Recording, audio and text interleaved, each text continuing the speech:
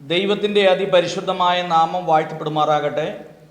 കർത്താവിൽ പ്രിയ സഹോദരി സഹോദരന്മാരെ, എല്ലാവർക്കും വേഗം വരുന്നവനായ കർത്താവായ യേശു ക്രിസ്തുവിൻ്റെ നാമത്തിലുള്ള സ്നേഹവന്ദനം. ഞാനിപ്പോൾ പുനലൂരിനടുത്ത് അലിമുക്ക് എന്ന ഒരു സ്ഥലത്താണ്. ഇവിടെ ഒരു കർത്താവിൻ്റെ ദാസനെ കാണുവാനായിട്ട് വന്നതാണ്. വളരെ സീനിയറായിട്ടുള്ള ഒരു സുവിശേഷകൻ, ദീർഘവർഷങ്ങൾ കർത്താവിൻ്റെ വയൽ പ്രദേശത്ത് അധ്വാനിച്ച ഒരു അനുഗ്രഹിക്കപ്പെട്ട ദൈവദാസനാണ്. ഇപ്പോൾ 90 വയസ്സോളം പ്രായമായി. തൻ്റെ ജീവിതാനുഭവത്തിൽ നിന്ന് നമുക്കിന്ന് കേൾക്കുവാനായിട്ട് ഇടയായിത്തീരും. താൻ സുവിശേഷ വേല ആരംഭിച്ചതും ദൈവവേല ചെയ്തതും ദൈവം നടത്തിയതിനെക്കുറിച്ചൊക്കെ നമുക്ക് കേൾക്കുവാനായിട്ട് ഇടയായിത്തീരും. പാസ്റ്ററെ, ഗോസ്പൽ TV UP എന്ന യൂട്യൂബ് ചാനലിലേക്ക് പാസ്റ്ററെ ഹാർദവമായിട്ട് സ്വാഗതം ചെയ്യുന്നു.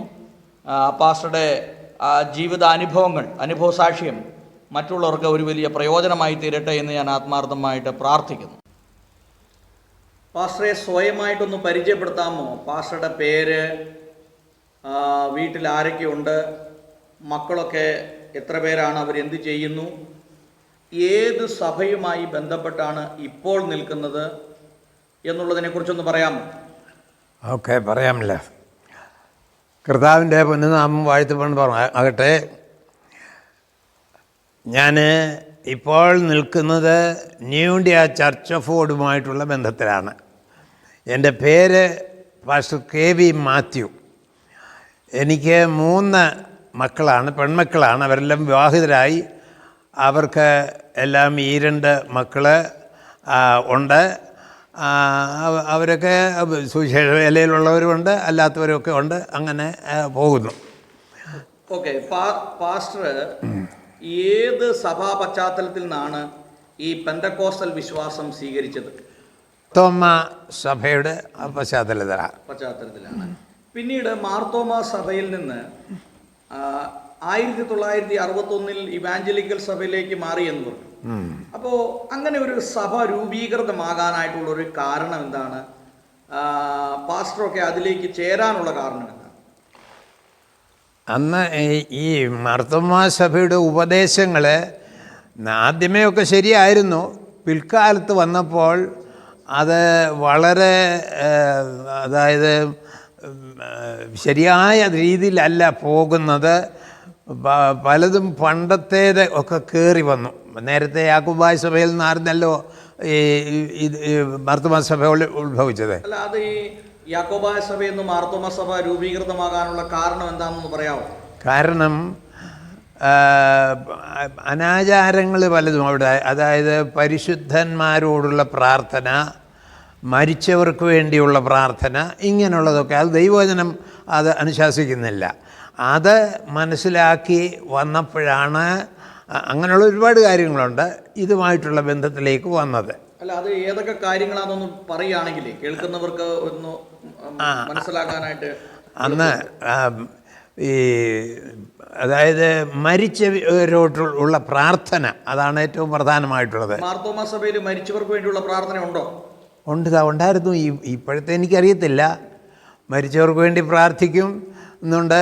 പിന്നെ പരിശുദ്ധന്മാരോട് ഉള്ള പ്രാർത്ഥന, ഇങ്ങനെയൊക്കെയുള്ള പല കാര്യങ്ങൾ ഉണ്ട്. പല വിധത്തിൽ നമുക്കത് യോജിക്കുവാൻ ഒക്കുന്നില്ല. അങ്ങനെ വന്നപ്പോഴാണ് സെൻറ് തോമസ് ഇവാഞ്ചലിക്കൽ ചർച്ച് തുടങ്ങിയത്. പിന്നീട് ഏതൊക്കെ കാര്യങ്ങളാണ് മാർത്തോമാ സഭയിലെ നമുക്ക് പാസ്റ്റർക്ക് യോജിക്കാൻ പറ്റാത്ത കാര്യങ്ങൾ മറ്റേതൊക്കെയായിരുന്നു? ഒന്ന്, മരിച്ചവർക്ക് വേണ്ടിയുള്ള പ്രാർത്ഥന.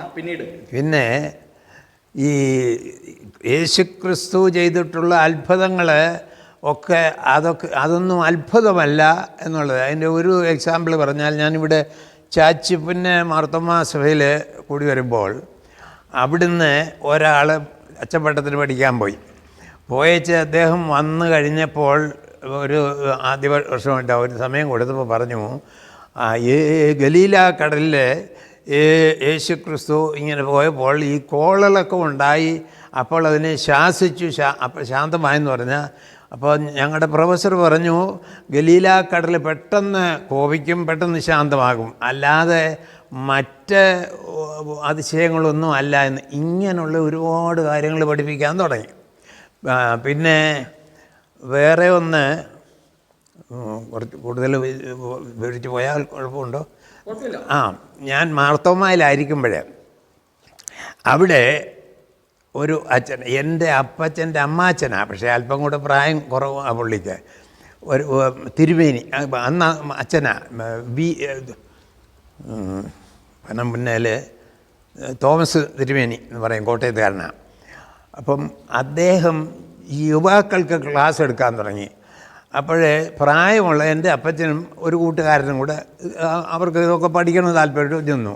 അപ്പോൾ അദ്ദേഹം ചോദിച്ചു, ഈ പിള്ളേരോട് ചോദിച്ചു, കുട്ടികളോട് ചോദിച്ചു, ഈ യോനയുടെ പുസ്തകത്തെക്കുറിച്ച് നിങ്ങൾക്ക് എന്തുവാ അറിവുള്ളത്, അതങ്ങനെ സംഭവ്യമാണോ എന്നൊക്കെ ചോദിച്ചു. അപ്പോൾ അവരത് ഒന്നും മറുപടി പറഞ്ഞില്ല. അപ്പോൾ അതൊന്നും സംഭവ്യമായ കാര്യങ്ങളല്ല, അതൊക്കെ ഈ ആശ്വാസത്തിന് വേണ്ടി, മനുഷ്യൻ്റെ ആശ്വാസത്തിന് വേണ്ടി കെട്ടിച്ചമച്ചുണ്ടാക്കിയിരിക്കുന്നതാണ് എന്ന് ഒക്കെ ഉള്ള ഇത് വന്നപ്പോഴത്തേക്ക് അപ്പച്ചൻ അങ്ങ് രോമാഞ്ചം കൊണ്ടു. അപ്പം അച്ഛൻ പറയുന്നത് എന്തുവാ അങ്ങനെ അല്ലെന്നാന്നോ? അപ്പോൾ പുള്ളി പറഞ്ഞു, ഇത് യുവജനങ്ങളുടെ ക്ലാസ്സാണ്, പ്രായമുള്ളവർക്ക് വന്നാൽ ഇവിടെ ഒന്നും പറയാൻ അവകാശമില്ലെന്ന് പറഞ്ഞു. അപ്പം അവരിങ്ങനെ ഇറങ്ങിയിട്ട് പറഞ്ഞു, അന്ന് യൂഹാനോൻ മാർത്തോമാ മെത്രാപ്പൊലീത്ത അദ്ദേഹത്തിന് ഇത് റിപ്പോർട്ട് ചെയ്യണമെന്നൊക്കെ പറഞ്ഞു. അപ്പോൾ എല്ലാം പറഞ്ഞു വന്നപ്പം അദ്ദേഹം ഇതിനും അപ്പുറത്ത് ഉള്ള ആളായതാ, അങ്ങനെ പഠിപ്പിക്കുന്നവരാ എന്ന് വന്നപ്പോൾ പിന്നെ അതിനൊന്നും പോയില്ല. അപ്പോൾ മുതലേ അങ്ങനെയുള്ള ഒത്തിരി കാര്യങ്ങളുണ്ട്. അങ്ങനെയെല്ലാം വന്നപ്പോൾ പിന്നെ നമുക്കിതിനോട് തന്നെ ഒരു അപ്പവീഞ്ഞുകളിൽ യേശുക്രിസ്തുവിൻ്റെ വീഞ്ഞ് യേശുക്രിസ്തുവിൻ്റെ രക്തമായി മാറുന്നു, അതുപോലെ അപ്പം യേശുക്രിസ്തുവിന്റെ ശരീരമായി മാറുന്നു എന്നുള്ളൊരു പഠിപ്പിക്കലും കൂടെ മാർത്തോമാ സഭയിലില്ലേ? വസ്തുമാറ്റോപദേശം അതും അതുപോലെ വന്നു. നമ്മൾ വിശ്വസിക്കുന്നത് അത് കർത്താവിൻ്റെ ശരീരം എന്ന് പറഞ്ഞിട്ട് ആ സമയത്ത് അതിൻ്റെ പ്രതീകമായിട്ട് പറഞ്ഞു എന്നുള്ളതേ ഉള്ളൂ, അല്ലാതെ ഇങ്ങനെ മാറുന്ന ഒന്നുമില്ല. കത്തോലിക്കയിൽ അന്ന് ഒരു അച്ഛൻ പറഞ്ഞതായിട്ട് ഞാൻ കേട്ടിട്ടുണ്ട്, ഒപ്പിച്ച് ചെല്ലിയാൽ കൈവെള്ളയെന്ന് രോമം പറിച്ചെടുക്കാമെന്ന്, അപ്പം മാറ്റം വരും എന്നൊക്കെ ഉള്ളത് ഉള്ളതൊക്കെ കേട്ടിട്ടുണ്ട്. അപ്പം അങ്ങനെയൊക്കെയുള്ള പല വിശ്വാസപരമായിട്ടുള്ള പൊരുത്തക്കേട് ഉണ്ടായിരുന്നു. അങ്ങനെ ഒത്തിരി ഉണ്ട് പലതും, ഇപ്പം എനിക്ക് ഓർമ്മ വരുന്നില്ല. അങ്ങനെ പിന്നീട് ഇവാഞ്ചലിക്കൽ സഭയിലേക്ക് മാറി. ഇപ്പോൾ ഇവാഞ്ചലിക്കൽ സഭ അന്ന് 1961 രൂപം കൊള്ളുമ്പോൾ അന്ന് 4 അച്ഛന്മാരാണല്ലോ പ്രധാനമായിട്ട്. അവരെയൊക്കെ ഓർമ്മയുണ്ടോ? അവരെയൊക്കെ പരിചയമുണ്ടോ? ഉണ്ട്. ഇപ്പം പേര് പെട്ടെന്ന് ഓർക്കുന്നില്ല. ഒന്ന് സിഗോറ ആശ്രമത്തിലായിരുന്ന ബിഷപ്പ് ജോൺ വർഗീസ്, പിന്നെ കെ ജോണച്ചന്, പ്ലാവുങ്കലച്ചന്, ഒരു ജോർജ് അച്ഛൻ ഉണ്ടായിരുന്നു. എനിക്ക് പെട്ടെന്ന് ഓർമ്മ വരുന്നില്ല. അവരെല്ലാം ഈ മാർത്തോമാ സഭയിൽ നിന്ന് ഇവാഞ്ചലിസ്റ്റ് സഭയിലേക്ക് മാറുന്ന കാര്യത്തെ കുറിച്ചൊന്ന് പറയാമോ? എത്ര ആളുകൾ ഉണ്ടായിരുന്നു? അത് ശരിക്കും ഓർക്കുന്നുണ്ടോ ആ കാര്യങ്ങളെ കുറിച്ചൊക്കെ? അല്ല, അവിടുന്ന് മാറുമ്പോൾ ഞങ്ങൾ അന്ന് ഞാൻ ഇവിടുന്ന് പൂങ്കുളഞ്ഞി എന്ന് പറഞ്ഞിടത്താണ് വന്ന് താമസമായത്. ഇപ്പോഴും എൻ്റെ വീട് അവിടെ 22 വീട് മാർത്തോമായിൽ ഉണ്ടായിരുന്നു. അതിൽ 12 വീട് ഞങ്ങൾ ഈ ഇവാഞ്ചലിക്കൽ ചർച്ചുമായിട്ടങ്ങ് ബന്ധപ്പെട്ടു. അവിടെ ഒരു ആലയമൊക്കെ വെച്ചു നന്നായി ആരാധിച്ചുകൊണ്ടിരിക്കുമ്പോഴാണ് പിന്നെയും അങ്ങനെ ഇരിക്കുമ്പോൾ എനിക്ക് പഠിക്കാൻ ഒത്തില്ല. അതായത് 3rd ഫോം വരെ പഠിച്ചു കഴിഞ്ഞപ്പോൾ ഞങ്ങൾ ഇവിടെ വരുന്നത്, ഇവിടെ വന്ന് 1 വർഷം 3rd ഫോമിൽ പോയി. പിന്നെ സാമ്പത്തിക ബുദ്ധിമുട്ട് വന്നു, അതുകൊണ്ട് പഠിക്കാനൊത്തില്ല. അതോടുകൂടി പഠിത്തം അങ്ങ് നിർത്തി. അപ്പോൾ പലരും ഭവനസന്ദർശനം വരുമ്പോൾ പറയും, മോനെ നീ ഒരു കൃഷിക്കാരനായി പോകാനല്ല, ഒരു സുവിശേഷകനായിട്ടാണ് ദൈവം നിന്നെ കണ്ടിട്ടുള്ളതെന്ന് ഒക്കെ പറഞ്ഞു. അപ്പോൾ എനിക്കതങ്ങോട്ട് വിഭാവന ചെയ്യാൻ കഴിയുന്നില്ല. ഒന്നാമത് എനിക്ക് താല്പര്യമുണ്ടായിരുന്നു മറ്റ് സ്റ്റേറ്റുകളിൽ എവിടെയെങ്കിലും പോയൊക്കെ സുവിശേഷം പറയണമെന്ന്.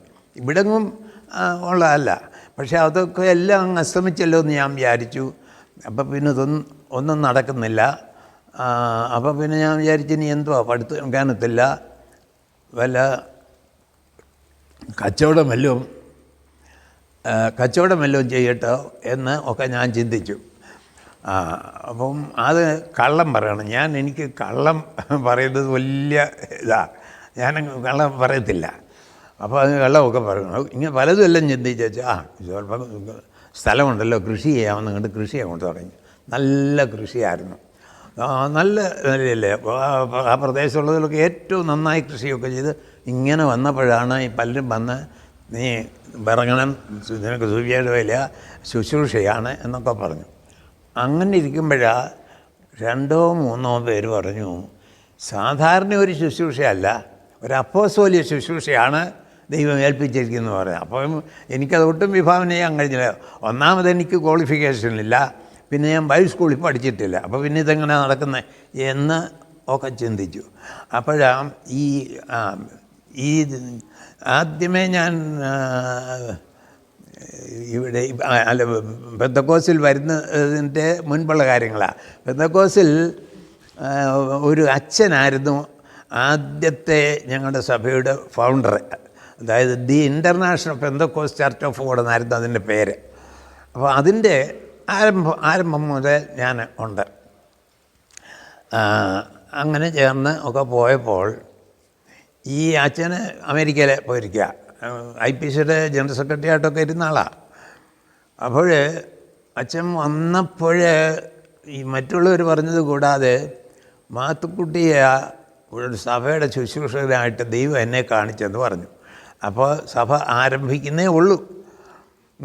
അപ്പോഴും എനിക്ക് അതങ്ങോട്ട് ഉൾക്കൊള്ളാൻ കഴിയുന്നില്ല. എന്തായിരുന്നാലും കുറച്ച് കഴിഞ്ഞപ്പോൾ അച്ഛൻ പറഞ്ഞു ശുശ്രൂഷ കേൾക്കണമെന്ന് പറഞ്ഞു, കൈവച്ച് പ്രാർത്ഥിച്ച് ശുശ്രൂഷ തന്നു. അത് കഴിഞ്ഞ് ഏറെ താമസിയാതെ ഓർഡിനേഷൻ തന്നിട്ട് എല്ലാ ശുശ്രൂഷയും ഇങ്ങനെ ഏൽപ്പിച്ചു. അപ്പോഴൊക്കെ എനിക്ക് ഒരു ഭയമുണ്ട്, എങ്ങനെ കാര്യങ്ങളൊക്കെ നടക്കുന്നു. അച്ഛൻ വന്നേച്ച് പോകുന്നതിൻ്റെ തലേ ദിവസം ഒരു 6-7 പേരുടെ സ്നാനം ഉണ്ടായിരുന്നു. അത് അച്ഛൻ നിൽക്കി തന്നെ ഞാൻ ചെയ്തു. അത് പോയി കഴിഞ്ഞപ്പോൾ ഒരു വിവാഹം നടക്കണം. അപ്പോൾ ഉടനെ ഞങ്ങൾ ഒരു 3 ദിവസം ഉപവസിച്ച് പ്രാർത്ഥിച്ചപ്പോൾ 2 ദിവസം ആയപ്പോൾ ദൈവാത്മാവ് പറഞ്ഞു ശ്രേഷ്ഠമായി വിവാഹം നടക്കുമെന്ന്. അതുപോലെ തന്നെ ആ വിവാഹം ഏറ്റവും ശ്രേഷ്ഠമായിട്ട് മറ്റുള്ളവർക്കെല്ലാം തൃപ്തികരമായി ആ വിവാഹം നടന്നു. അപ്പോൾ 3 ദിവസം ഉപവസിച്ച് പ്രാർത്ഥിച്ചപ്പോൾ 2ാമത്തെ ദിവസം പറഞ്ഞു ഏറ്റവും ശ്രേഷ്ഠമായി ശുശ്രൂഷ നടക്കുമെന്ന്. അങ്ങനെ അത് കഴിഞ്ഞപ്പോൾ ആ ബൈബിൾ സ്കൂൾ തുടങ്ങി. ബൈബിൾ സ്കൂൾ തുടങ്ങിയപ്പോൾ അച്ഛൻ പറഞ്ഞു മാത്തുക്കുട്ടി ഇവിടെ പഠിപ്പിക്കണമെന്ന്. ഞാൻ പറഞ്ഞു എനിക്ക് ബൈബിൾ സ്കൂൾ പഠിച്ചിട്ടില്ല, ഒരു കുഴപ്പവുമില്ല. അപ്പം ഞാൻ ചെറുപ്പം മുതൽ നല്ലപോലെ ബൈബിൾ ശരിക്കും വായിക്കുമായിരുന്നു, രാത്രിയും പകലൊക്കെ ഇരുന്ന്. അപ്പം അച്ഛനറിയാം. അപ്പം ഇവാഞ്ചലിക്കലായിരുന്നപ്പോൾ ഒരു 3 വർഷം ഞങ്ങളുടെ വികാരിയായിട്ടിരുന്നതാണ്. അപ്പോൾ അച്ഛനറിയാമെന്ന് നല്ല ശുശ്രൂഷ ഉണ്ടെന്ന്. അത് കുഴപ്പമൊന്നുമില്ലെന്ന് പറഞ്ഞു തന്നു. ഞാൻ ബുക്സൊക്കെ വെച്ച് പഠിച്ചിട്ട് അതിൻ്റെ ട്യൂട്ടറായിട്ട് എന്നെ എടുത്തു. കുറച്ച് കഴിഞ്ഞപ്പോൾ അതിൻ്റെ ചുമതല എന്നെ ഇങ്ങനെ ഏൽപ്പിച്ചു, അതിൻ്റെ പ്രിൻസിപ്പാളായിട്ട്. എനിക്ക് പഠിപ്പില്ല, ഒന്നുമില്ല. ആ ദൈവത്താൽ ആ കാര്യങ്ങളെല്ലാം നടന്നു. അങ്ങനെ വന്നപ്പോഴാണ് ഏതാണ്ട് 98 അച്ചായനൊക്കെ ഈ ഇവാഞ്ചലിക്കൽ സഭയിൽ എത്ര നാളുണ്ടായിരുന്നു? ഇവാഞ്ചലിക്കൽ സഭയിൽ 9 വർഷം ഉണ്ടായിരുന്നു. പാസ്റ്ററുടെ മാതാപിതാക്കളെ കുറിച്ചൊക്കെ ഒന്ന് പറയാമോ? എൻ്റെ അപ്പച്ചന് മരാമണ്ണ്, വിളിക്കുന്നത് ഉണ്ണി എന്നാണ് വിളിക്കുന്നത്, വർക്കി എന്നായിരുന്നു പേര്. എൻ്റെ അമ്മയുടെ പേര് റേച്ചൽ എന്നായിരുന്നു. അവരുടെ 7ാമത്തെ മകനാണ് ഞാൻ. അപ്പച്ചന് ഉണ്ടശർക്കരയുടെ വലിയ ബിസിനസ്സായിരുന്നു, വലിയ ഇതായിട്ട്. അവിടെ ഒരു 5 പങ്ക് ആയിരുന്നു. അതിൽ 3 പങ്ക് പിന്നെ അവർ തന്നെ അങ്ങ് മാറിയപ്പോൾ പിന്നെ 2 പങ്ക് അപ്പച്ചനും വേറൊരാളുമായിട്ടൊക്കെയാണ്. അങ്ങനെ ഇരിക്കുമ്പോൾ നല്ല കച്ചവടത്തിലിരിക്കുമ്പോഴാണ് അന്ന് ഈ രാജഭരണം ഉള്ളപ്പോഴാണ്. രാജഭരണം ഉള്ളപ്പോൾ ഈ യുദ്ധകാലമായതുകൊണ്ട് 2ാം ലോകമഹായുദ്ധത്തിന് ഭയങ്കരമായിട്ടുള്ള ചില സാധനത്തിനൊക്കെ വില അങ്ങ് കുറഞ്ഞു, ചിലതിനൊക്കെ വില അങ്ങ് കൂടി. ഉണ്ട ശർക്കരയ്ക്ക് ഒരു 4 രൂപ, ഒരു തുലാം ഉണ്ടാക്കി 4 രൂപയൊക്കെയാണ് വിലയുള്ളത്. ഇത് വില അങ്ങോട്ട് കയറി 11.5 രൂപ വിലയ്ക്ക് എടുത്തത് 3000 തില ചരക്ക് കിടപ്പുണ്ട്. അപ്പോൾ മറ്റ് അവിടെ ഇവിടെയൊക്കെ അഡ്വാൻസ് കൊടുത്തിട്ടിരിക്കുന്നത് ഒരുപാടുണ്ട്. ഇത് രാജഭരണമായിരുന്നത് കൊണ്ട് ഇതെല്ലാം ഇങ്ങനെ ബ്ലാക്കിലാന്ന് കണ്ടുകൊണ്ട് രാജാവിൻ്റെ ഓർഡർ വന്നു, 4 രൂപയ്ക്ക് കൂട്ടി വിൽക്കാൻ പാടില്ല. അത് മൊത്തം 4 രൂപ വെച്ച് കൊടുത്തു. കൈക്കാശ് മൊത്തം പോയി. നമ്മുടെ കയ്യിലുണ്ടായിരുന്ന പണം മൊത്തം അങ്ങ് പോയി ഒറ്റ കച്ചവടത്തോടുകൂടെ. അപ്പോൾ പിന്നെ എന്ത് ചെയ്തുകൊണ്ട് അവിടെ ചെന്ന ഒരാളിനോട് 6000 രൂപ കടമെടുത്തു, കച്ചവടം തുടങ്ങി, പലിശയ്ക്ക് എടുത്താൽ. അപ്പോൾ ഇച്ചിരി വിലപ്രിയമെന്ന് തോന്നി. അവിടെ ഇവിടെയും ബ്ലാക്കിലൊക്കെ കൊടുത്തപ്പോൾ ആയിരിക്കും. അപ്പോൾ 6 രൂപ 7 രൂപ വരെ വെച്ചു. പിന്നെ എടുക്കേണ്ടി വന്നു. പിന്നെ സ്ട്രിക്റ്റ്. അപ്പോൾ അതും കൂടെ ആയപ്പോൾ മൊത്തം പൈസയും പോയി. പിന്നെന്തോ ചെയ്യാൻ? അപ്പോഴേ ഇനി ഈ ദേശത്ത് കിടക്കുന്നില്ല. അവിടെ ആറ്റ് തീരെ മട്ടൽ നമ്മുടെ അവിടുന്ന് പള്ളിയിലോട്ട് കയറണമെങ്കിൽ ഒരു 90 മീറ്റർ അങ്ങോട്ട് പോയാൽ മതി. ഒരു 100 മീറ്റർ പോലും പോകണ്ട. സ്കൂളിൽ പോകണമല്ലോ. അങ്ങനത്തെ തരത്തിലായിരുന്നു. ആ വസ്തു വിൽക്കാൻ നിശ്ചയിച്ചു. വസ്തു വിറ്റു. അവിടുന്ന് നാട് വിട്ട് പോകാനായിട്ട് വന്നു. ഞാൻ ചുരുക്കി അങ്ങ് പറയുക, മലബാർ വരെ പോയി. മലബാർ ചെന്ന് 14 ഏക്കർ സ്ഥലം ഒക്കെ ഇടപാട് ചെയ്തേച്ച് വന്നു. പക്ഷേ ഇവിടെ വന്നപ്പോഴത്തേക്ക് 14 ഏക്കർ മൊത്തത്തിൽ എടുക്കാൻ നമുക്ക് പൈസ ഇല്ലാത്തതുകൊണ്ട് ഒരു 1.5 ഏക്കർ വേറെ ഒരാൾ എടുത്തോളാമെന്ന് പറഞ്ഞ് അയാൾക്കത് ഒക്കാതെ വന്നപ്പോൾ അതങ്ങ് തെറ്റി. അപ്പോഴത്തേക്ക് എൻ്റെ അമ്മാച്ചന്മാരിവിടെ ചാച്ചിപ്പുണ്യമുണ്ട്. അവർ ഈ പൂങ്കുളഞ്ഞിൽ ഈ സ്ഥലമെല്ലാം കണ്ടുവച്ചു. ഒരു 4 ഏക്കറുണ്ട്. അതെല്ലാം കണ്ടുവച്ചിരിക്കുക. പിന്നെ അത് വാങ്ങിച്ചു. അങ്ങനെ ആയിരുന്നു. ഞാനത് പറഞ്ഞപ്പോൾ ഈ ഓൾ ഫോർ ദ ബെസ്റ്റ് എന്നുള്ള, അതായത് ദൈവത്തെ സ്നേഹിക്കുന്നവർക്ക് നിർണയപ്രകാരം വിളിക്കപ്പെട്ട് സകലവും നന്മയ്ക്കായി കൂടി വ്യാപരിക്കുന്നു എന്നുള്ള വാക്യം ഞാൻ ഓർക്കുക. ഞാൻ അവിടെ പോയിരുന്നെങ്കിൽ ദൈവത്തിൻ്റെ പ്ലാനും പദ്ധതിയും ഇവിടെ ഒരു പ്രവർത്തനമുണ്ട്, അതിന് ചുമല് കൊടുക്കണമെന്നാണ്. അത് നടക്കത്തില്ല. അതുകൊണ്ടാണ് അത് നടക്കാഞ്ഞത്. ഈ കച്ചവടത്തിന് നഷ്ടം വന്നതും അവിടുന്ന് പറിച്ചു കൊണ്ടുവരുന്ന അല്ലേ വരത്തില്ല. അപ്പോൾ അങ്ങനെല്ലാം ആണ് ഇവിടെ വരുന്നത്. ഇവിടെ വന്നപ്പോൾ ഈ പറഞ്ഞല്ലോ, എനിക്ക് പഠിക്കാനൊക്കെ വന്നപ്പോൾ ഇനി ഇതൊന്നും നടക്കത്തില്ലെന്ന് വിചാരിച്ചു. പിശാച് അത് നടത്താതിരിക്കാനാണ് നോക്കിയത്. എങ്കിലും ദൈവം ആ സാഹചര്യത്തിൽ തന്നെ ഇതിലേക്ക് കൊണ്ടുവന്നു. അങ്ങനെയാണ് ഇത്രയും കാര്യങ്ങൾ ഇതിൽ വന്നത്. അപ്പോൾ ദൈവം ദോഷത്തിനായിട്ടല്ല ഒന്നും ചെയ്തത്. പിന്നീട് പാസ്റ്റർ ഒരു സുവിശേഷകനാകണം എന്ന് ചിന്തിച്ച് പല കാര്യങ്ങളിലേക്ക് കടന്നല്ലോ. അത് ആ വിഷയത്തെ കുറിച്ചൊന്ന് പറയാമോ? അല്ല, അന്ന് മനസ്സിൽ അങ്ങനെ ഒരു ചിന്തയേ ഉള്ളായിരുന്നു. പിന്നെ ഇത് ഒക്കാതെ വന്നപ്പോൾ നടക്കത്തില്ലല്ലോ എന്ന് ചിന്തിച്ചു പോയി. അതിനുവേണ്ടി കൂടുതൽ പരിശ്രമിച്ചില്ല. ഇനി ഒക്കാത്ത കാര്യത്തിന് എന്തിനാ പോകുന്നത് എന്ന് വിചാരിച്ചു. അപ്പോൾ പിന്നെ ദൈവത്തിൻ്റെ പ്ലാനായിരുന്നുകൊണ്ട് പിശാച് പഠിക്കാൻ പോലും അതിന് ഇത് തടസ്സമുണ്ടാക്കിയപ്പോഴും അങ്ങനല്ല, പഠിച്ചില്ലെങ്കിലും ആ നിലയിൽ വരുത്തണമെന്ന് കണ്ട ദൈവം അങ്ങനെ വരുത്തി കൊണ്ടുവന്നത്. അപ്പോൾ പാസ്റ്റർ ഏത് വർഷമാണ് സുവിശേഷ വേലയ്ക്ക് ഇറങ്ങിയത്? ഏത് കാലഘട്ടത്തിലാണ് ഇറങ്ങിയതെന്ന് പറയുമ്പോൾ 51 ഞാൻ സ്കൂളിൽ പത്തനാപുരത്ത് സ്കൂളിൽ പഠിച്ചു.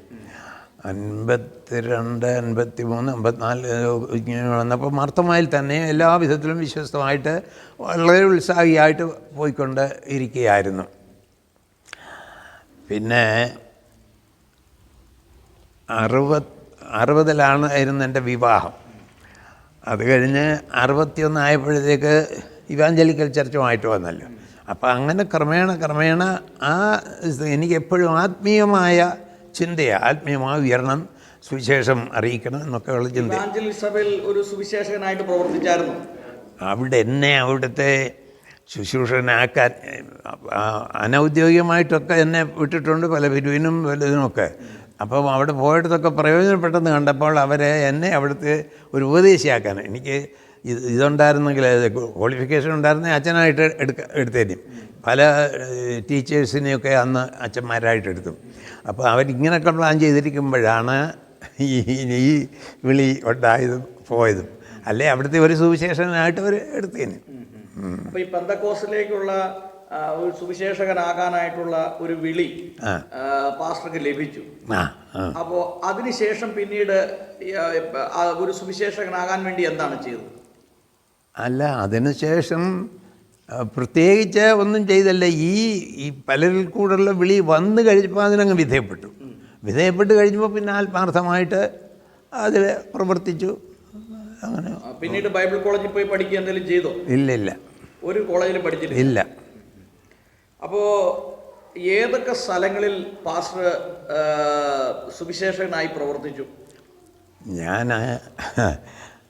ഇതിൻ്റെ ആരംഭത്തിൽ തന്നെ ഏതാണ്ട് 92 തന്നെ ഞാനിതിൻ്റെ വൈസ് പ്രസിഡൻ്റായി. 98 അച്ഛൻ മരിച്ചു കഴിഞ്ഞപ്പോൾ പ്രസിഡൻ്റായിട്ട് വന്നു. അപ്പോൾ അതുകൊണ്ട് അധികം ഞാനങ്ങനെ സഭാഭാഷയായിട്ടിരുന്നിട്ടില്ല. അപ്പോൾ പിന്നെ പൂങ്കുളഞ്ഞിൽ എൻ്റെ സഭയിൽ ആദ്യം പാസ്റ്റർ ഉൾപ്പെട്ട് നിൽക്കുന്ന ഈ സഭ പാസ്റ്ററുടെ പിതാവിനാൽ ആരംഭിച്ചതാണോ? അല്ല, പിതാവ് മർത്തമായി തന്നെ അങ്ങനെ ആയിരുന്നു. എങ്കിലും നമ്മൾ മുൻപോട്ട് പോയതിൽ താല്പര്യമേ ഉള്ളായിരുന്നു, അല്ലാതെ അതിനകത്തൊന്നും എതിരില്ല. അങ്ങനെ സഭ ആരംഭിച്ചു. അപ്പോൾ ഈ സഭ ആരംഭിച്ച ഇതിന്റെ പ്രവർത്തനങ്ങളുമായി ബന്ധപ്പെട്ട് ഉള്ള അനുഭവങ്ങളെ കുറിച്ചൊന്ന് വിവരിക്കാമോ? ആരംഭിച്ചു. പ്രവർത്തനങ്ങൾ ഇങ്ങനെ നടക്കുമ്പോൾ ഇത് മുന്നോട്ട് വരാതിരിക്കാൻ മറ്റു പലരും ഒക്കെ പരിശ്രമിച്ചിട്ടുണ്ട്. പക്ഷേ അതിനെയൊക്കെ അതിജീവിച്ച ദൈവം അതിനുള്ള ഇത് തന്നു. ഈ 2000 ആണ്ടിലാണ്. അപ്പം ദൈവാത്മാവ് ഒരു പ്രേരണ തന്നു. 40 ദിവസം ഉപവാസം ഇരിക്കണം. ഞാൻ 21 പലത് ഇരുന്നിട്ടുണ്ട്. 40 ദിവസം ഉപവാസം ഇരിക്കണം. എന്നാലും ഞാൻ മനസ്സുകൊണ്ട് ചിന്തിച്ചു, ഞാൻ എൻ്റെ പ്രസിഡൻ്റാണ്, വല്ല മരണവും ഇതും ഒക്കെ പോകണ്ടായോ ഒക്കെ ബുദ്ധിമുട്ടല്ലയോ എന്നൊക്കെ ചിന്തിച്ചു. അല്ല, എന്തായിരുന്നാലും ഇരിക്കുകയെന്ന് കണ്ടു. ഇരുന്നു. ഫസ്റ്റ് ആദ്യത്തെ ഇതിൽ തന്നെ അപ്പോൾ ദൈവത്തിൻ്റെ പ്ലാനും പദ്ധതിയുമായിരുന്നു. ചിലരൊക്കെ തമ്മിൽ അത്ര ചേർച്ചയില്ലാത്തൊരവസ്ഥ ഉണ്ടായിരുന്നു, അത് ഞാൻ ഉൾപ്പെടെ. അപ്പം ദൈവാത്മാവ് ഇടപെട്ടു. ആദ്യ ദിവസം തന്നെ അതെല്ലാം വിട്ട് നിരപ്പ് പ്രാപിച്ചോണമെന്ന്.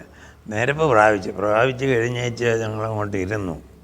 വലിയ ഹീലിംഗ് മിനിസ്റ്ററി നടന്നു. ദൈവാത്മാവ് പ്രവർത്തിച്ചു. ഭ്രാന്തന്മാരൊക്കെ ഇവിടെ വന്ന് സൗഖ്യമായി. അല്ല, മുഴയുള്ളവരുടെ മുഴ അപ്രത്യക്ഷമായി. പിന്നെ വെള്ളപ്പാണ്ട് ഈ കുഷ്ഠം പോലുള്ള ഒരു വന്ന് അവൾ മെഡിക്കൽ കോളേജിലൊക്കെ പോയതാണ്. എണ്ണ പ്രാർത്ഥിച്ച് കൊണ്ടു പരട്ടി അതെല്ലാം അത്ഭുതകരമായി വിടുതൽ പ്രാപിച്ചു. അപ്പോഴത്തേക്ക് അറിഞ്ഞു കേട്ട് പിന്നെ അവിടുന്ന് വിടുന്നുമല്ല. പിന്നെ 3-4 വർഷം 40 പിന്നെ 21 ആക്കി. പിന്നെ വന്ന് ഈ ഈ ഒരു അസുഖം വന്ന് ഈ കൊറോണ വന്നു കഴിഞ്ഞപ്പോൾ പിന്നെ അതുപോലെ ഇരിക്കാൻ ഒത്തിട്ടില്ല. എന്നാലിപ്പോൾ ഈ വർഷവും 21 ഇരുന്നു. ഇപ്പം എനിക്ക് ഉപവാസം ഇരിക്കാൻ ഒക്കത്തില്ല. എനിക്ക് ഈ ഷുഗറിൻ്റെ ഇതൊക്കെ ഉള്ളത് പെട്ടെന്ന് പെട്ടെന്നൊരു തളർച്ചയും വിശപ്പും വരും. അതുകൊണ്ട് അങ്ങനെ ഉപവാസം ഇരിക്കാൻ ഒക്കത്തില്ല. ഇന്ന് വൃത്തിയുള്ളിടത്തോളം ഒക്കെ ഇരിക്കുന്നു. അപ്പം അങ്ങനെയാണ് ഇതിന് ഒരു വലിയ വളർച്ച ഉണ്ടായത്. ഈ അച്ഛൻ എന്നെ ഏൽപ്പിക്കുമ്പോൾ 5 ചർച്ചുകളെ ഉള്ളായിരുന്നു. പിന്നീട് ഒരു 10-14 ചർച്ചായി വളർന്നു. പിന്നെ പലയിടങ്ങളിലും ശ്മശാനം, അവിടെ എല്ലാം സെല്ല് ഒക്കെ പണിതു. ഇങ്ങനെയൊക്കെ എല്ലാം ഒക്കെ പോകുമായിരുന്നു. അപ്പോഴാണ് പിന്നെ ഇതുമായിട്ടുള്ള ബന്ധത്തിൽ ഈ ന്യൂ ഇന്ത്യ ചർച്ചുമായിട്ടുള്ള ബന്ധത്തിൽ ആയിത്തീർന്നു. ഇങ്ങനെ അങ്ങോട്ട് പോയിരുന്ന ഞങ്ങളുടെ കാലം കഴിയുമ്പോൾ ബാക്കിയുള്ളവരൊക്കെ ഇതെല്ലാം ഇങ്ങനെയൊക്കെ അങ്ങ് പോകും. അങ്ങനെ പോയാലൊക്കത്തില്ലല്ലോ എന്ന് കണ്ട ഞാനും വേറൊരു പാസ്റ്ററുണ്ട് എൻ്റെ കൂടെ ഉള്ള, ഞങ്ങൾ രണ്ടും ഇതിന് നേതൃത്വം കൊടുക്കുന്നത്. ഇപ്പം ഞാൻ പ്രസിഡൻറ്റും പുള്ളി വൈസ് പ്രസിഡൻറ്റുമാണ്. അപ്പം ഞങ്ങളുടെ കാലം കഴിയുമ്പോൾ ഇത് നഷ്ടപ്പെട്ടു പോരല്ലോ എന്നും കണ്ട ഞങ്ങൾ ഇതുമായിട്ട് ബന്ധപ്പെട്ടത്. ഹീലിംഗ് മിനിസ്ട്രി നടന്നു. പിന്നെ പരിശോധനകളൊക്കെ നടത്തിയപ്പം ഒരിക്കൽ ഇവിടെ ഞങ്ങൾ പരിശോധന പോയി. അന്ന് എബിയെ പറയാനും അറിയാമോ? എബിയുടെ ഫാദർ ഉണ്ട്. എബിയും ഒക്കെ എൻ്റെ ചർച്ചിൻ്റെ മെമ്പറായിരുന്നു, ഇവിടെ ആയിരുന്നു. അപ്പം അപ്പം പുള്ളിയുടെ ഫാദറും ഞങ്ങളെല്ലാം കൂടെ ഇവിടെ ഈ ജംഗ്ഷനിൽ പോയി പഠിച്ചു കഴിഞ്ഞപ്പോൾ ഞാൻ ന്യായവിധിയെക്കുറിച്ചാണ് ഞാൻ പറഞ്ഞത്. അതിൻ്റെ അടുത്ത അപ്പുറത്തെ ജംഗ്ഷനിൽ വന്നപ്പം എബിയുടെ ഫാദർ ചോദിച്ചു. അന്നേരം പുള്ളി ഇല്ലേ നോഹയുടെ അല്ല ഈ വെള്ളപ്പൊക്കം ജലപ്രളയത്തെക്കുറിച്ച് നോഹയുടെ കാലത്തെ ജലപ്രളയത്തെക്കുറിച്ചൊക്കെ സരസമായിട്ട് പറഞ്ഞു. അപ്പോൾ ഇവിടെ ന്യായവിധിയുടെയും പറഞ്ഞു. 2 ദിവസം കഴിഞ്ഞപ്പോൾ ഈ പ്രദേശത്തോളം ഒറ്റ മഴയേ പെയ്തുള്ളൂ. ഇവിടെ എല്ലാം കൂടി ഇങ്ങോട്ട് വെള്ളം അവിടുന്ന് വന്നിട്ട് ഇവിടെ അന്നേരം വാർത്തിട്ടില്ല. അവിടെ എല്ലാം ഒലിച്ചങ്ങ് പോയി. ഇവിടുത്തെ ഈ ആറും അങ്ങ് കവിഞ്ഞു. ഒരുപാട് കന്നുകാലി വഴി പോയി, എരുത്തിൽ പോയി, വീട് പോയി, എല്ലാം. അപ്പോഴും ഓരോരുത്തർ പറഞ്ഞിട്ടോ ഉപദേശിമാർ വന്ന് നിന്ന് പറഞ്ഞേച്ച് പോയതേ ഉള്ളൂ. അപ്പം കണ്ടോ അതൊക്കെ സംഭവിച്ചല്ലോ എന്ന്. അങ്ങനെയൊക്കെയുള്ള പല അനുഭവങ്ങളുണ്ട്. പിന്നെ എനിക്ക് അവസാനം വരെയും വിശ്വസ്തയോടുകൂടി നിൽക്കണം എന്നുള്ള ഒരു ഇതാണ്. എന്നെ എനിക്ക് വലിയ പ്രാപ്തി ഉണ്ടായിട്ടല്ല. പക്ഷേ 4:2 പറയുന്ന പോലെ വിശ്വസ്തന്മാരായിട്ട് ഉള്ളവരെ അല്ലയോ തിരഞ്ഞെടുത്തത്. അപ്പം അങ്ങനെ ഞാൻ വളരെ വിശ്വസ്തയോടുകൂടാണ് നിൽക്കുക. അത് എൻ്റെ അപ്പച്ചനും അങ്ങനെയായിരുന്നു. അതേക്കുറിച്ച് വേണമെങ്കിൽ ഒരു സംഗതി പറയാം. ഇവിടെ വന്ന് ഞങ്ങൾ പൂങ്കുളഞ്ഞില്ലേ, അപ്പോൾ അന്ന് ഒരു ബാത്റൂമിനുള്ള ഇത് വേണമായിരുന്നു. അത് ഇപ്പോൾ 55-58 വർഷമായി. അന്ന് പത്തനാപുരത്ത് ചെന്നൊരു കടയിൽ നിന്ന് എല്ലാ സാധനവും എടുത്തോട്ട് വന്നു, വീട്ടിൽ കൊണ്ടുവന്നു. അതെല്ലാം കൂടി പണി നടത്തിയപ്പോൾ തൊട്ടടുത്തുള്ള ഒരാൾ എന്നോട് ചോദിച്ചു. തൊട്ടടുത്ത് ഉമ്മച്ചനപ്പച്ചൻ്റെ അളിയനാണ്, ഞങ്ങളുടെ തൊട്ടടുത്താണ് താമസിക്കുന്നു. അപ്പോൾ എന്നോട് ചോദിച്ചു, മാധുക്കുട്ടി യൂറോപ്യൻ ഗ്ലോസിൻ്റെ എന്തുമായിരുന്നു വില? ഞാൻ പറഞ്ഞു, ഞാൻ ശരിക്കും ഓർക്കുന്നില്ല, 250 രൂപ കൊണ്ടാണെന്നാണ് തോന്നുന്നത്. അത് കഴിഞ്ഞ് ഞാൻ വന്ന് ഇതെല്ലാം എടുത്ത് കണക്കെല്ലാം നോക്കിയപ്പോൾ 250 ആയിരുന്നു. അപ്പോൾ ഇതെല്ലാം നോക്കിയപ്പോൾ അന്ന് 448 രൂപ 82 പൈസ കൂടെ കടക്കാരന് ചെല്ലും. അപ്പോൾ ഞാൻ പിന്നെയെല്ലാം കണക്ക് നോക്കുകയാണ്. പിറ്റേ ചന്തയ്ക്ക് ഇറങ്ങിയപ്പോൾ ബാബു നാമ്പിളിയോട് വരും. ഞാൻ പറഞ്ഞു, ബാബു കണക്കിനകത്തൊരു മിസ്റ്റേക്ക് ഉണ്ടായിരുന്നല്ലോ. അയ്യോ അച്ഛാ, ഒരിക്കലും അങ്ങനെ വന്നിട്ടില്ല. ഞാൻ പറഞ്ഞു, വന്നല്ലോ. അപ്പം പുള്ളി ധരിച്ചത് നേരെ തിരിച്ചാ, ആദ്യത്തിലെടുത്തില്ല എന്ന് പറഞ്ഞാൽ ഞാൻ ഈ ബില്ല് അങ്ങോട്ട് കൊടുത്തു. അപ്പോൾ നോക്കിയപ്പം കണക്ക് പള്ളിയോട് ചോദിച്ചാൽ അതെങ്ങനെ വന്നു?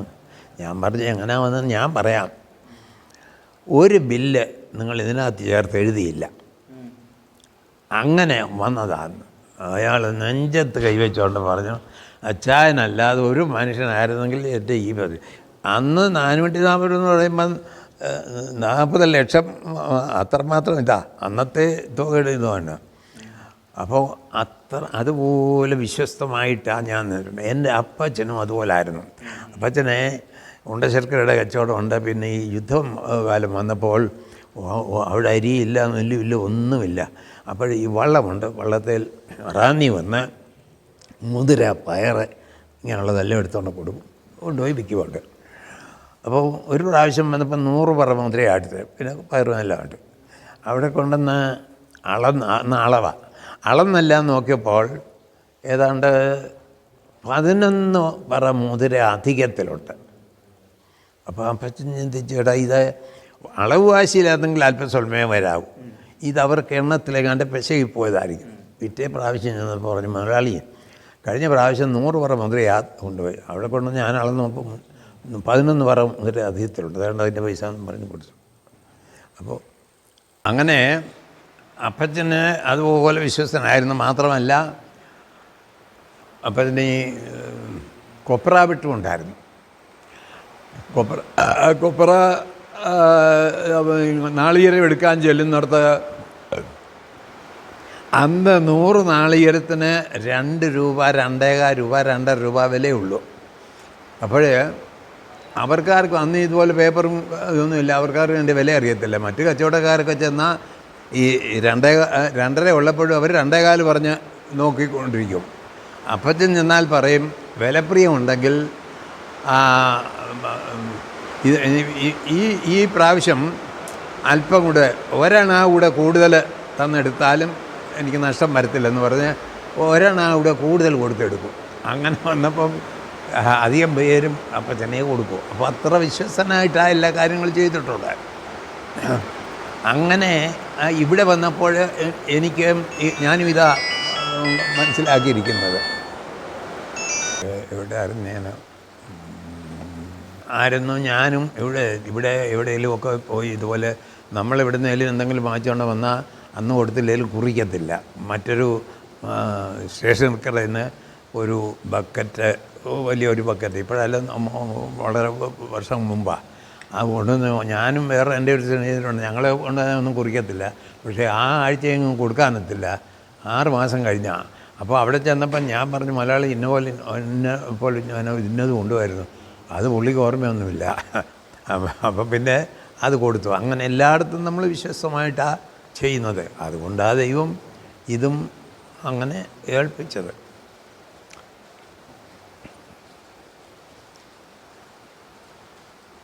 പാസ്റ്ററുടെ ജീവിതാനുഭവവുമായി ബന്ധപ്പെട്ട് ഇപ്പോഴത്തെ പുതിയ തലമുറയിലെ സുവിശേഷ പ്രവർത്തകരോട് എന്താണ് ഒരു സന്ദേശം പറയാനായിട്ടുള്ളത്?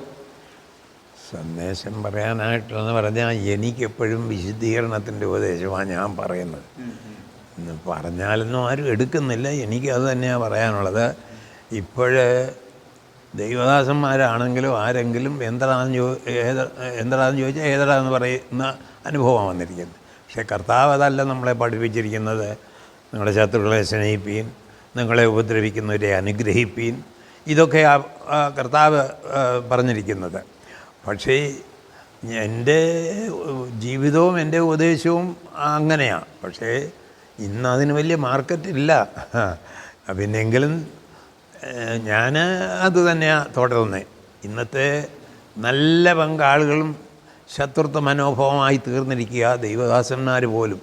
അതിൽ വിഷമമുണ്ട്. പിന്നെ ഈ കാലത്ത് അതൊക്കെ സംഭവിക്കും എന്നുള്ളത് കൊണ്ട് നമ്മളങ്ങ് സമാധാനപ്പെടുക. അപ്പോൾ എനിക്ക് എപ്പോഴും ജീവിതത്തിൻ്റെ അവസാനം വരെയും വിശ്വസ്തയോട് നിൽക്കണം, വിശുദ്ധിയോട് നിൽക്കണം, കലർപ്പ് കൂടാതൊക്കെ പോകണമെന്നാണ്. നമ്മളെ ഒരുത്തൻ അപകരിക്കാൻ വന്നിരുന്നാലും നീ എടുത്തോടെ പോകുന്നു പറഞ്ഞ് അങ്ങനെ കൊടുത്തിട്ടേ ഉള്ളൂ. അപ്പോൾ അങ്ങനെയുള്ള ഒരു അനുഭവമാണ് എനിക്കുള്ളത്. പക്ഷേ ഇന്ന് ഉപദേശമൊന്നും പറഞ്ഞാൽ പലർക്കും അതിഷ്ടമല്ല. ഇന്ന് അഭിവൃദ്ധിയുടെ ഇതൊക്കെ പറയണം.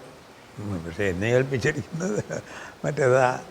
ആരംഭകാലത്തെ പെന്തക്കോസ്തൽ വിശ്വാസവും ഇപ്പോഴത്തെ വിശ്വാസവും തമ്മിലൊന്ന് താരതമ്യം ചെയ്ത് നോക്കുമ്പോൾ പാസ്റ്റർമാരുടെ പ്രവർത്തനങ്ങളും വിശ്വാസികളുടെ ജീവിത രീതികളൊക്കെ നമ്മൾ നോക്കുമ്പോൾ വലിയ വ്യത്യാസങ്ങൾ കാണാൻ കഴിയുന്നുണ്ട്. അപ്പോൾ ആദ്യകാലത്തുള്ള പെന്തക്കോസ്തിന്റെ ആത്മീയ തീഷ്ണതയെക്കുറിച്ചും ഇന്ന് ആ തീഷ്ണതയ്ക്ക് ഒരു ഭംഗം വന്നു എന്നൊരു സംശയമുണ്ട്. എന്താണ് പാസ്റ്റർക്ക് ഇത്രയും ഒരു അനുഭവ സമ്പത്തുള്ള ഒരു പാസ്റ്റർ എന്ന നിലയ്ക്ക് പറയാനായിട്ടുള്ളത്? അല്ലാതെ അങ്ങനെ വന്നിരിക്കുക. പക്ഷേ ഇന്നിനി ആ ഉപദേശം ഒന്നും കേട്ടാൽ ഏറ്റെടുക്കുന്നില്ല. അങ്ങനെ ഒരു കാലയളവിൽ വന്നിരിക്കുക. എന്തോ ചെയ്യുന്നത്? എന്നാലും അങ്ങനെ ഉപദേശിക്കുന്നവർ ഉപദേശിക്കും. അങ്ങനെ വന്നിരിക്കുക. ഇന്ന് എല്ലാം അനുഗ്രഹത്തിൻ്റെ ദൂത കേൾക്കേണ്ടത് എല്ലാവരുടെയും തൃപ്തി. അതായത് കഷ്ടതയെക്കുറിച്ചോ അല്ലെങ്കിൽ സുവിശേഷ വേലയെക്കുറിച്ചൊന്നും ആൾക്ക് വലിയ താല്പര്യമൊന്നുമില്ല. കഷ്ടതകൾ കൂടെ ഉള്ളത് ആരും താല്പര്യപ്പെടുന്നില്ല അധികം പേര്. എൻ്റെ ജീവിതത്തിൽ, പാസ്റ്ററുടെ ജീവിതത്തിൽ കഷ്ടതയും ദാരിദ്ര്യവും പട്ടിണിയൊക്കെ അനുഭവിച്ചിട്ടുണ്ടോ? വലിയ ദാരിദ്ര്യം അനുഭവിച്ചിട്ടില്ല, കഷ്ടത ഒരുപാട് അനുഭവിച്ചിട്ടുണ്ട്. ഒരുപാട് പൈശാചിക പോരുകളൊക്കെ വന്നിട്ടുണ്ട്. അപ്പോൾ അതൊക്കെ എന്നെ വിശ്വാസത്തിൽ ഇറക്കാൻ വേണ്ടിയിട്ടായിരുന്നു. അപ്പോൾ അങ്ങനെ പലത് വന്നു കഴിഞ്ഞപ്പോൾ പിന്നെയും ഓരോന്ന് വന്നപ്പം ഞാൻ ചോദിച്ചു, കർത്താവേ ഞാൻ പൂർണ്ണമായിട്ട് ഇറങ്ങി, പിന്നെന്താ ഇത് വരുന്നത്? അപ്പോഴേ പറഞ്ഞേ, മകനെ, തീയിൽ കുരുത്തെങ്കിൽ വെയിലത്ത് വാടാതെ നിൽക്കാനും നിനക്കൊരു വലിയ ശുശ്രൂഷയാണുള്ളത്. അനേകരെ നീ അഭിമുഖീകരിക്കേണ്ടതായിട്ട് വരും. അപ്പം നീ ആ അനുഭവത്തിൽ കൂടെ വന്നെങ്കിലേ ഒക്കുന്നു. അപ്പം കർത്താവേ ആകട്ടെ ആയിക്കോട്ടെ എന്ന് പറഞ്ഞ് ഏൽപ്പിച്ചു കൊടുത്തു. അപ്പോൾ അങ്ങനെയൊക്കെ ഒത്തിരി ഇതൊക്കെ വന്നു. അത് പിന്നെയും നമ്മുടെ ശോധനയായിരുന്നു. പാസ്റ്റർക്ക് ഈ ആത്മീയ മേഖലയിൽ പ്രവർത്തിക്കുന്ന മറ്റ് പാസ്റ്റേഴ്സുമാരുമൊക്കെ ആയിട്ടുള്ള ബന്ധങ്ങൾ എങ്ങനെയാണ്? അതായത് പഴയ കാലത്തെ സഭാ ശുശ്രൂഷന്മാരും സഭയുടെ നേതാക്കന്മാരുമായിട്ടുള്ള നല്ല ബന്ധമുണ്ടല്ലോ. അവരുടെ ജീവിത രീതികളും അവരുടെ പ്രാർത്ഥനാ ജീവിതത്തെക്കുറിച്ചൊക്കെ ഒന്ന് പറയാൻ പറ്റുമോ? അവരുടെ എന്ന് പറഞ്ഞാൽ ഞാനതൊന്നും അവരുടെ ഗുണദോഷിക്കേണ്ടവരെ ഗുണദോഷിക്കും, അപലപിക്കത്തില്ല. അതായത് ഞാൻ ഒരു എക്സാമ്പിൾ പറഞ്ഞാൽ, ഞാൻ ഇവാഞ്ചലിക്കലിലായിരുന്നപ്പോൾ അവിടുന്ന് ഇങ്ങനെ വിശ്വാസത്തിൽ പോകുന്നപ്പോൾ അവർക്കെല്ലാം വലിയ വേദനയുണ്ട്. എന്നാൽ അവിടുത്തെ ബിഷപ്പ്, ഞാൻ ഇങ്ങനെ പെന്തക്കോസ്തിൽ വന്നിട്ടാണെങ്കിലും അവിടുത്തെ ബിഷപ്പ് വന്നിരുന്നാലും എന്നെ ഒന്നും അന്വേഷിക്കാതെ പോകത്തില്ല. ഊക്കമെങ്കിൽ എൻ്റെ വീട്ടിൽ വരും. അവിടുത്തെ ഉപദേശിമാരും അച്ഛന്മാരും ഒക്കെ വന്നാൽ ആ നിലയിലേ ഞാൻ അവിടെയും എവിടെയും ഇതുള്ളൂ. ഇപ്പോൾ മറ്റുള്ളവരെയൊക്കെ നമ്മൾ ദൂഷിക്കാനും ഒന്നും പോകത്തില്ല. പിന്നെ അവരാ നിലയിലായിപ്പോയി, എന്തോ ചെയ്യുന്നു, അങ്ങനൊരു ഇതേ ഉള്ളൂ. അല്ലാതെ അവരെ നമ്മൾ പിടിച്ച് ഇങ്ങനെ കൊണ്ടുവരാന്നൊക്കെ എന്ന് പറഞ്ഞാൽ അത് വലിയ ബുദ്ധിമുട്ടാണ്. അങ്ങനൊരു കൃപയല്ല എനിക്കുള്ളത്. പക്ഷേ അവർക്ക് വേണ്ടിയും പ്രാർത്ഥിക്കും. നമ്മളെ ഉപദ്രവിച്ചാൽ അവർക്ക് വേണ്ടിയും പ്രാർത്ഥിക്കും. അല്ല മറ്റ് ഒരു പ്രതികാര മനോഭാവമല്ല എനിക്കുള്ളത്. ദൈവം എനിക്കങ്ങനെ തന്നിരിക്കുന്നത്. അപ്പോൾ ഇപ്പോൾ എങ്ങനെ പോകുന്നു സഭാപ്രവർത്തനങ്ങളൊക്കെ? ഇപ്പം നന്നായി പോകുന്നുണ്ട്. ഇപ്പോൾ കുറച്ചുകൂടെ ഇപ്പോൾ 1-2 വർഷമായി നന്നായി പോകുന്നു, ഇവിടെയും പിന്നെ മൊത്തത്തിലും. ഇനി എന്തെങ്കിലും പാസ്റ്റർക്ക് പൊതുജനം അറിയണമെന്ന് പാസ്റ്റർ ആഗ്രഹിക്കുന്ന കാര്യങ്ങളുണ്ടോ? ഉപദേശപരമായിട്ടോ ജീവിത അനുഭവവുമായി ബന്ധപ്പെട്ടോ സഭാപരമായിട്ടോ എന്തെങ്കിലും പൊതുജനങ്ങൾ അറിയണമെന്ന് ആഗ്രഹിക്കുന്ന കാര്യങ്ങളുണ്ടോ? അല്ല, പൊതുജനങ്ങൾ അറിയേണ്ടത് ഇതൊക്കെയാ. ഇതിപ്പം നമ്മൾ അറിയിച്ചാലും ഏറ്റെടുക്കുന്നില്ല. പിന്നെ നമ്മളാൽ ആവുന്നത് അവസരം കിട്ടുമ്പോൾ ഉപദേശിക്കുകയൊക്കെ ചെയ്യുക. അതിൽ കൂടുതൽ നമ്മൾ ഇപ്പോൾ അങ്ങോട്ട് കൂടുതൽ കൃഷി ചെയ്യാൻ അതുകൊണ്ട് ഫലമില്ല. ഇങ്ങനെയൊക്കെ ആയിപ്പോയെന്നുള്ളതിൽ ബുദ്ധിമുട്ടുണ്ട്. അത് പിന്നെ നമ്മൾ ഒഴിവാക്കാനൊക്കത്തില്ല. ഈ കാലയളവിൽ ഇതെല്ലാം ഇപ്പം നടക്കുന്ന സംഭവങ്ങളോ ഇത് പണ്ട് ഒക്കെ എന്ന് പറഞ്ഞാൽ ഇസ്രയേൽ ദൈവത്തിൽ നിന്ന് അകൽപ്പോൾ ആരെയെങ്കിലും അവർക്ക് ഇതായിട്ട് അയക്കും. അവർ കരയുമ്പോൾ തിരിച്ച് അവർക്ക് ഇത് കൊടുക്കും. ഇപ്പം സകല ലോകം ജാതി മതസ്ഥരെയും ഇസ്രയേലും പെന്തക്കോസ്തുകാരും ക്രിസ്ത്യൻസും സകലർക്കുമുള്ള ഒരിതാണ് വെച്ചിരിക്കുന്നു. അതല്ലയോ? അല്ല, പഴയ പെന്തക്കോസിൻ്റെ അവസ്ഥകളൊന്നും ഇപ്പോൾ ഇല്ല. വളരെ പെന്തക്കോസിനൊരു മന്ദീഭവനം ഉണ്ടായിട്ടുണ്ട്. മന്ദീഭവനം എന്ന് പറഞ്ഞാൽ ശത്രുത മനോഭാവമല്ലയോ, അകത്തുള്ളവർ തമ്മിൽ അടിയും ബഹളവും മറ്റു ഇതൊക്കെ അല്ലയോ നടക്കുന്നത്. പിന്നെ അതിനകത്ത് നിഷ്കളങ്കമായി പ്രാർത്ഥിക്കുന്നവരൊത്തിരി ഉണ്ട്. അതുകൊണ്ടൊക്കെ ഇങ്ങനെയൊക്കെ പോകുന്നു. പെന്തക്കോസ്റ്റൽ സമൂഹത്തിൽ ജാതിപരമായ ചിന്താഗതികളും ഉണ്ട്. അത് ഉണ്ട്, അതൊന്നും മാറുന്നില്ല. നമുക്കങ്ങനെയുള്ള ചിന്ത ഇല്ലാതെ നമ്മൾ പോകുന്നത്. എന്നിട്ട് തന്നെ തിരിച്ച് ഉണ്ടെന്നുള്ളത് ഒക്കെ കൊണ്ടുവരുത്തുക. അതൊക്കെ ജഡം നടത്തുമ്പോൾ അതൊക്കെ സംഭവിക്കുന്നു. പഴയ വിശ്വാസത്തിലേക്ക് വരണം.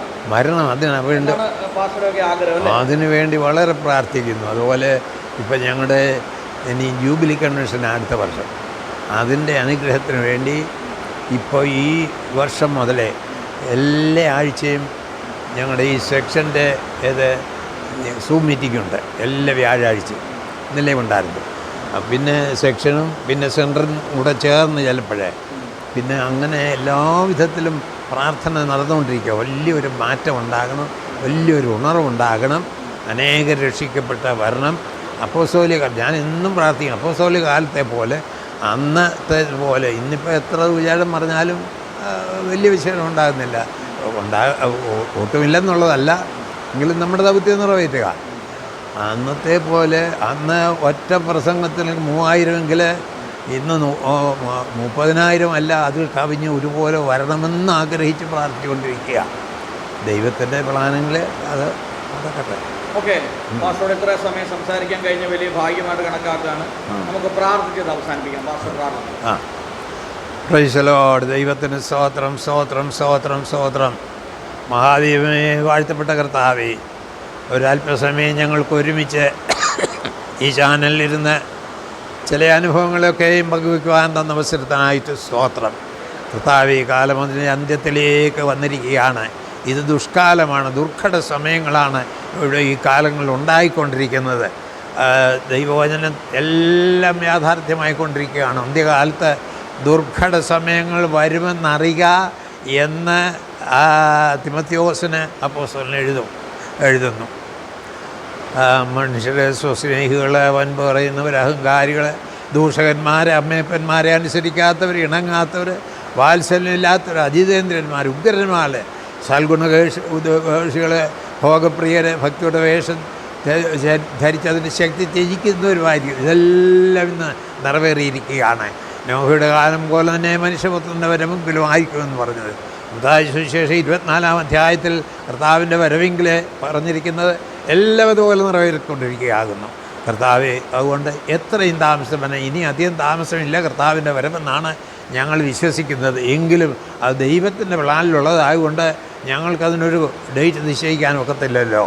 എങ്കിലും കർത്താവെ, ഇതിൻ്റെ മധ്യത്തിൽ ഞങ്ങൾ വിശ്വസ്തരായി നിൽപ്പാൻ ദൈവം ആഗ്രഹിക്കുന്നത് ഏത് പ്രതികൂലങ്ങൾ വന്നിരുന്നാലും അതിൻ്റെ മധ്യത്തിൽ വിശ്വസ്തരായി നിൽക്കണം എന്നുള്ളതാണ്.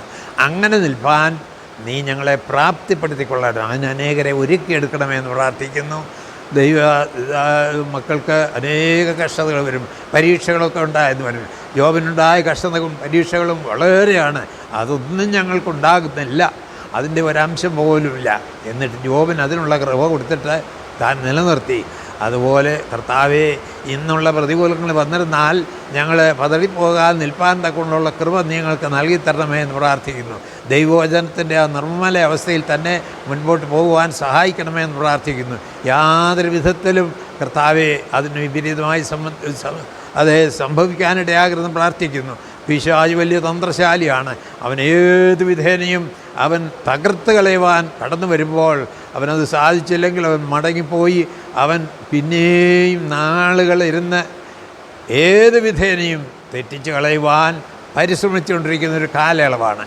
കർത്താവേ, അതൊന്നും ഇവിടെ അവൻ്റെ തന്ത്രങ്ങളൊന്നും ഫലിക്കുന്നതിനിടയാകരുത്. ഞങ്ങളുടെ പ്രവർത്തനങ്ങൾ വളരെ വിജയകരമാക്കി തീർക്കണമേ.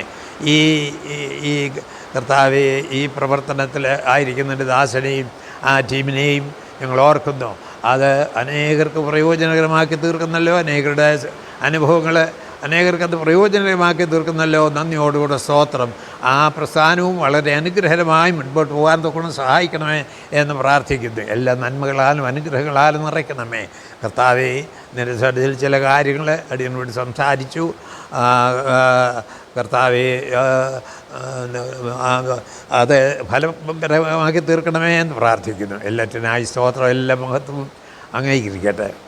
പിതാവിൻ്റെയും പുത്രൻ്റെയും പരിശുദ്ധാത്മാവിൻ്റെ നാമത്തിൽ ഈ ടീം പ്രവർത്തനത്തെ അനുഗ്രഹിച്ച് പ്രാർത്ഥിക്കുന്നു. കർത്താവ് കയറ്റിരിക്കുന്ന ആ സ്തോത്രം യേശു ക്രിസ്തു വലിയേറിയ നാമത്തിൽ അപേക്ഷിക്കുന്നു. കേൾക്കണമേ. ആ സ്തോത്രം.